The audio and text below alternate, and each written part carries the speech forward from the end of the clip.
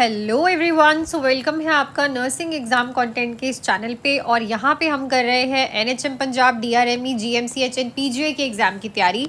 बेटू already 269 questions कर चुके हैं। 270 क्वेश्चन से अब जब हम स्टार्ट करेंगे, अगर आप इस चैनल पे न्यू हो प्लीज़ चैनल को लाइक से सब्सक्राइब कर लेना रेगुलरली एमसीक्यूज और अपडेट के लिए, क्योंकि एकदम बेस्ट एमसीक्यूज मैं आपको करवा रही हूँ। सो चलो आज के पहले ही एमसीक्यूज पे हम चलते हैं। उससे पहले बेटू, आज सेकंड लास्ट डे है इन ऑफर्स का, जो कि रक्षाबंधन ऑफर्स लगे थे। Nursing exam content Mohali app download कर सकते हो या इस नंबर पे कॉल मैसेज करके। फतेह बैच 3 मंथ्स का 1899 एंड 6 मंथ्स का 3199। ज़रूर जुड़ो ऐसी ही सिलेक्शंस लेने के लिए, ऐसी ही तैयारी करने के लिए जिसमें आपके बहुत ही ज़्यादा अच्छे रैंक्स और मार्क्स आएँ। ठीक है, सो जुड़ सकते हो फतेह बैच में। आज सेकंड लास्ट डे है। तो चलो मैं चलती हूँ अपने क्वेश्चन पे, जो आज हमने स्टार्ट करने हैं 270। चलो, सो क्वेश्चन है, oxygen has been ordered for a client who has admitted to the hospital with the congestive heart failure.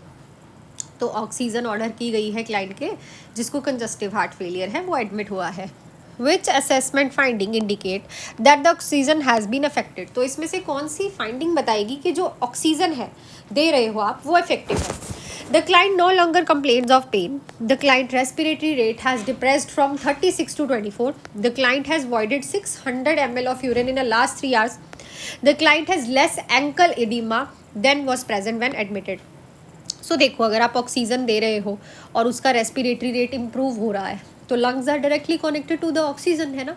सो अगर उसका रेस्पिरेटरी रेट डिक्रीज हो गया है, लाइक वो 36 से 24 चल गया है, इट मीन्स कि ऑक्सीजन थेरेपी वर्क कर रही है।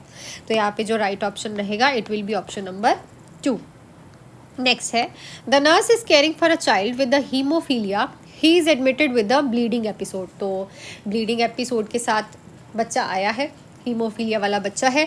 Which of the following should the nurse expect will be given to the stop bleeding. तो इसमें से क्या चीज़ आप दोगे जो कि ब्लीडिंग को स्टॉप करेगी। So that is a cryoprecipitate, because इसमें क्लॉटिंग फैक्टर 8 प्रेजेंट होता है, जो कि हीमोफीलिया और एक्टिव ब्लीडिंग वाले पेशेंट में हेल्प करता है ब्लीडिंग रोकने के लिए, क्योंकि क्लॉटिंग फैक्टर 8 प्रेजेंट है। क्लियर। सो राइट ऑप्शन रहेगा ऑप्शन नंबर 2, क्योंकि देखो यहाँ पे और कुछ नहीं दिया हुआ, तो उसके हिसाब से हमें क्रायोप्रेसिपिटेट को ही टिक लगाना पड़ेगा। ओके, चलो नेक्स्ट है, adult client is to have a sputum for culture. तो एडल्ट क्लाइंट का स्पूटम लेना है अपने कल्चर के लिए। When is the best time for the nurse to collect the specimen. Best time क्या रहेगा नर्स का स्पेसिमन कलेक्ट करने का?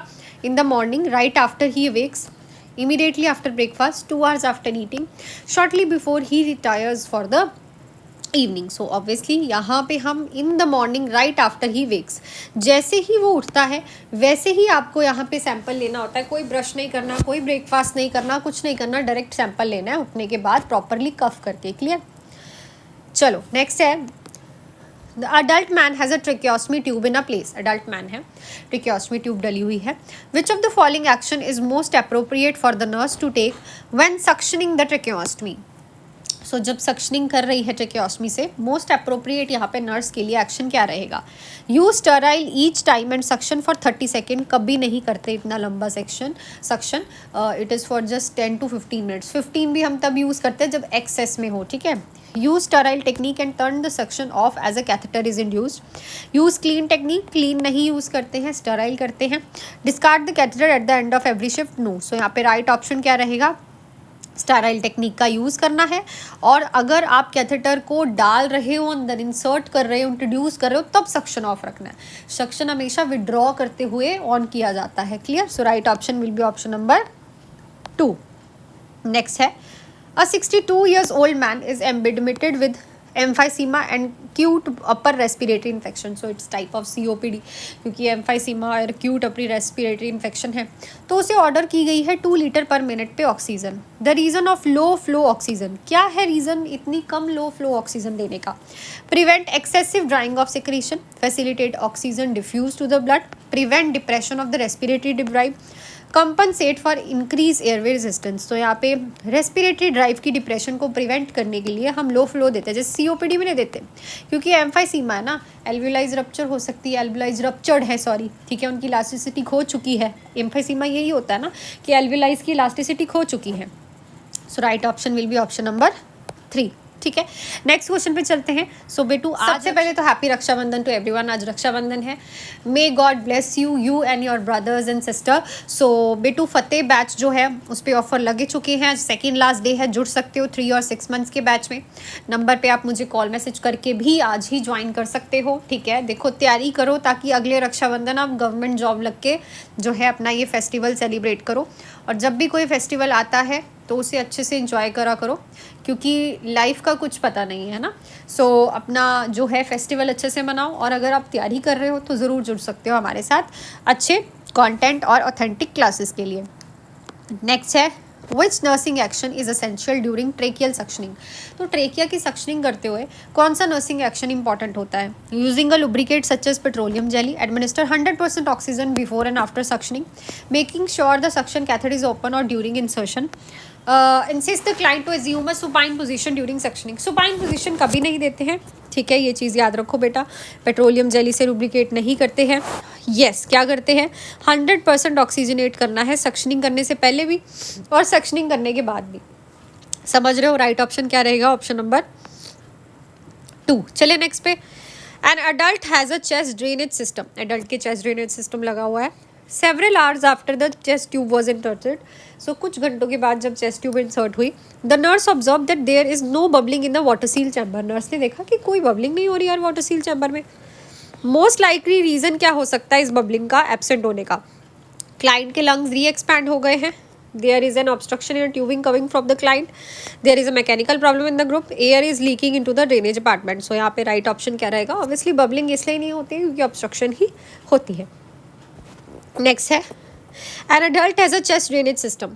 ठीक है, अडल्ट के चेस्ट ड्रेनेज सिस्टम है। The client's wife report to the nurse that husband is restless. Client आता है कि मेरे हस्बैंड रेस्टलेस हैं। The nurse enters the room just in time to see him pull out of his chest tube. तो nurse enter करती है room में और वो देखती है कि वो जो पेशेंट है वो अपनी चेस्ट ट्यूब को पुल कर रहा है। Most appropriate initial nursing action क्या रहेगा? Go get petroleum gauze and apply over the wound, place her or his hand firmly over the wound, apply sterile 4x4 dressing, reinsert the chest tube। तो यहाँ पे आप अपने उसके wound के ऊपर firmly hand place करोगे, his or her hand, ताकि जो वो अपनी chest tube खींच रहा है उससे उसके wound पे कोई फर्क ना पड़े। सबसे पहला यही है, wound को बचाना ना सबसे पहले। चलो नेक्स्ट है an adult client is admitted for the removal of catheter cataract for her right I. Right I से कैटरैक्ट रिमूव करने के लिए क्लाइंट एडमिट हुआ है। Which of the following would the client likely have experience as a result of cataract. इनमें से क्या हुआ होगा उसे जिसकी वजह से उसे कैटरैक्ट हुआ है और कैटरैक्ट रिमूव हुआ है? एक्यूट आई पेन हुई होगी, रेडनेस एंड कॉन्स्टेंट टिचिंग हुई होगी, gradual blurring of the vision, या फिर सीवियर हेडेक हुआ होगा। तो यहाँ पे उसको gradual blurring of the vision देखने को मिलेगा। ग्रेजुअल ब्लरिंग होती है क्योंकि जो लेंस है उसकी ओपेसिटी हो जाती है। सो राइट ऑप्शन ये रहा होगा, पेशेंट ने एक्सपीरियंस किया होगा। नेक्स्ट है अ 50 years old client is admitted with the diagnose of open angle glaucoma. Open angle glaucoma के डायग्नोज के साथ 50 years का क्लाइंट एडमिट हुआ है। Which of the following symptom would the nurse expect the client have. इनमें से कौन सा सिम्टम क्लाइंट में देखने को मिलेगा नर्स को? सो इस क्वेश्चन का आंसर बेटू ध्यान से कमेंट सेक्शन में लिखना। लास्ट टाइम जो हमने क्वेश्चन पूछा था वो था ये मेरा बच्चा। सो 79 ईयर्स की क्लाइंट है, पूछती है मुझे कौन सी वैक्सीन लेने की ज़रूरत है। यंगर में उसने सारी वैक्सीन ले ली हैं, तो ओल्डर और जो चिल्ड्रंस होते हैं लेस देन 5 years को, उनको निमोनिया होने के चांसेस है। तो यहाँ पे राइट ऑप्शन हमारा 3 आएगा, बाकी सारी वैक्सीन उसने ले ली होंगी। सो आई थिंक सारे क्वेश्चंस आपको क्लियर हो गए होंगे बेटू। और फतेह बैच पे लगे हुए ऑफर्स का सेकंड लास्ट डे है, तैयारी कर लो अच्छे से। वैकेंसीज आ जानी है, आपको खुद भी पता नहीं चलना कब आ जानी है। एंड सिलेक्शंस देखो, रिव्यूज़ देखो, हर एक डाउट आपका टाइमली क्लियर किया जाएगा, सब कुछ आपको प्रॉपरली दिया जाएगा। Full theory, live classes, recording सब कुछ अवेलेबल है with MCQs and test series. तो किसकी देर है, बस आपकी तैयारी की है ना। सो मिलती हूँ आपको नेक्स्ट क्लास में। Till then do hard work, make your parents proud and all the best.